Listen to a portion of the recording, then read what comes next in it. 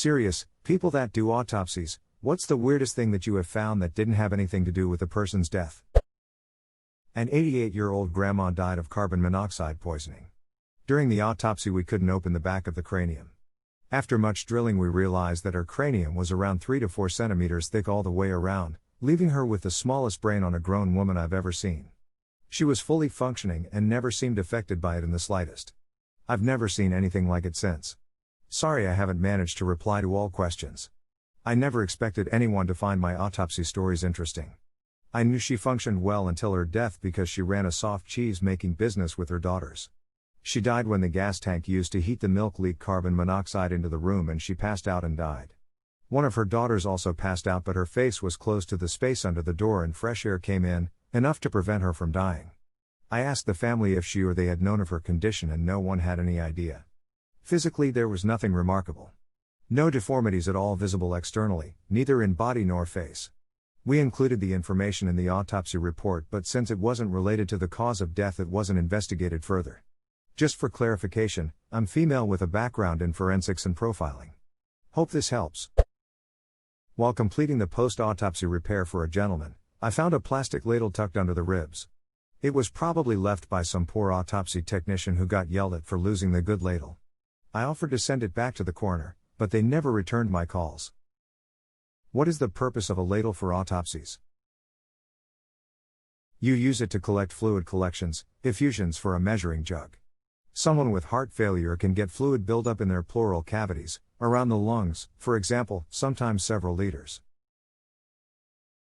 I happen to know my pleural effusion looked like this. Imgur.com. Pennies. Hundreds of pennies, nearly $6 worth inside the skin all over the arms and legs.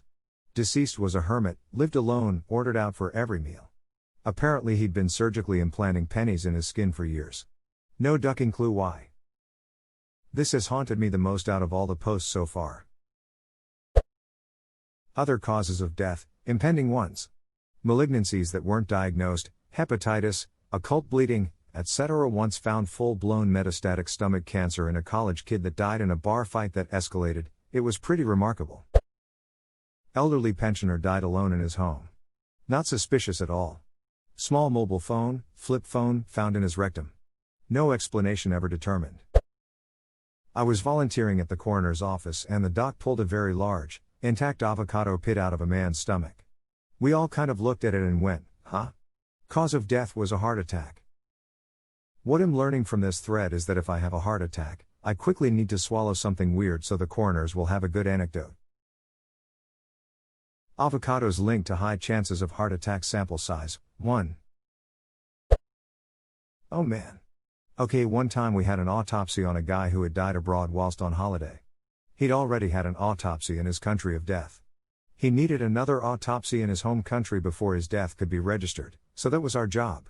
He had been embalmed and repatriated to us. Obviously by the time we received his body, his brain had already been removed and dissected, and the skull sutured closed. My colleague reopened the skull as we weren't sure of autopsy procedures in the country of death. The skull cavity was stuffed with underpants. Edit. The weirdest bit, which I should have mentioned in my original post, was that the body arrived with a bag of the guy's belongings, including his own underpants. My friend does this autopsies and he said that he found 24 screws in the large intestine of a 75-year-old woman. The weirdest part is she died of a heart attack while in the shower. There was no possible explanation other than she was suffering from pica. What's pica? It's a psychological disorder characterized by an appetite for substances that are largely non-nutritive and unedible. Wow, I've got a lot of stories for this one. We once had a homeless dude who OD'd on opiates. This comes in a lot. During the external exam, we removed his pants and they were just full of bacon. Like, at least 40 packs of bacon. Turns out he had shoplifted a ton of it, then shot up in some rundown house and died with it all in his pants. It was pretty shocking. We also had a guy who took a bullet to the back of his head, execution style, and after the x-rays determined the bullet was not in his head anymore, we couldn't find the exit wound anywhere. Once we took out the brain, we discovered it exited perfectly out of one of his nostrils, leaving no trace of an external exit wound. A professor was explaining to us the brain's ability to compensate and said there was a case, I believe the person had died of old age, of someone missing an entire hemisphere of the brain. In its place was one big tumor.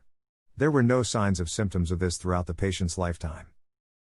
I work in neurosurgery, and most often these patients with huge ginormous brain tumors have no major symptoms. Usually the most is headache, or every so often we get vision changes as a symptom. But for example, we had a girl fall and get a concussion, so they did imaging and found a mass over a large region of her brain. Had she not had that accident, she may have not found the tumor until much later. Another time we had a patient who only found out about a large tumor after a routine eye exam. Another patient had imaging done after a minor car accident and found a large tumor. I always have these deep existential thoughts during or after these types of cases. Aneurysms too. Rolls of dollar bills inside the vaginal cavity. Removed it and let her property dry, and then returned to the family with the rest of her belongings. So wash your hands after handling money. Edit, maybe 50 bills, but can't remember if they were singles or large bills. Cause of death was an overdose. I think, but not sure. 5 years ago, an autopsy I viewed, the patient was put down to have died from post-surgical complications from a colostomy. Infection led to sepsis and ended with MOF. When they began the examination and looked, they found some surgical tweezers left behind, which was attributed to being cause of the infection because of how tucked away they were. I am unaware of what happened afterwards, but it was definitely referred higher. As if I wasn't already afraid of surgery. This makes it so much worse. You would think that if you were suffering from such a terrible infection after a surgery, they would do everything possible, including take x-rays, to try and figure out how to help you, and also cover their own asses post-surgery. Incidental finding of a toothpick lodged in the small intestine. Wonder how much pain that person felt. My dad accidentally swallowed a toothpick that hadn't properly been removed from his food, and it poked a hole in the lining of his stomach. He had awful stomach pain for months. Doctors thought it was stomach cancer until they finally discovered it. Edit, we think that it was used in his food out to eat at a restaurant, either broken in the food or not removed properly, and so he didn't know to be mindful of it. He does, contrary to popular belief, know how to chew his food. My new fear. This whole thread is fear-inducing for the smallest things that I would have never imagined can go into my body. Universe, you are crazy. Spoke with a pathologist at a conference. During her training at the medical examiner's office, they were doing an autopsy on a body that was found by a river. They did a CT and something looked funny about his gut. When they opened him up, his stomach moved. It was a snake that had burrowed inside his body. It struck and bit one of the techs before they realized what was going on. I was an assistant back in the day, and once a man who died in drive-by was brought, and when examined we found that he had coke in his arse. Just realized you were not referring to the drink, nice. UK gang member's mother died of a heart attack during a home invasion, aggregated burglary, 87 years old. Gang had burst in looking for drugs and money.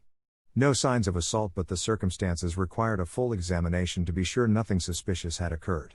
During the post-mortem, 2 ounces of smack found in her anus.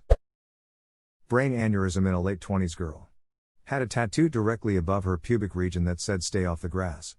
Only tattoo on her body. Also had a full-blown trichobazor, same patient. We saved it. No history of mental health issues or seeking treatment for any mental health disorders. Just enjoyed eating her own hair. Running into the occasional penis pump implant was also a fun one. Should we all be terrified of brain aneurysms now?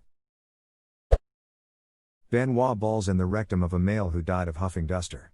Female with a tattoo that covered her back that said "duck you, you fucking fucks."